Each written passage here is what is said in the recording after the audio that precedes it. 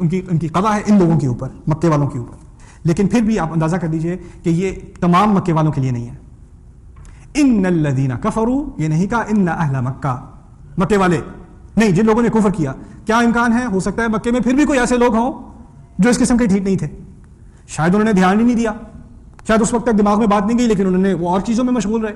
یہ بھی ہو سکتا ہے. یہ بھی ممکن ہے کہ شاید خالد بن ولید رضی اللہ تعالیٰ عنہ قسم کی شخصیت ہو جس نے تھوڑی بہت بات سنی، کچھ تو ٹھیک لگی لیکن اس وقت ماننے کو تیار نہیں ہوئے، بعد میں آ کے مان چکے. لیکن کچھ ہیں جنہوں نے بھرپور طور پہ سنا اور سننے کے بعد، سننے کا حق ادا کرنے کے بعد نہیں مانا. ان کے بارے میں بات ہو رہی ہے. وعلی سمعہم، پھر وعلی ابصارہم غشاوہ، اور پھر ان کی آنکھوں پر ایک پردہ ہے.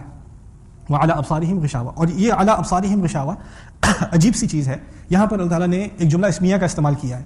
پہلی بات ہو رہی تھی اللہ تعالیٰ نے ان کے دلوں پر پردہ، ان کے دلوں پر مہر لگائی، پھر ان کے سننے پر مہر لگائی، اور پھر الگ سے ایک جملہ ہے اور خاص ان کی آنکھوں پر ایک پردہ ہے.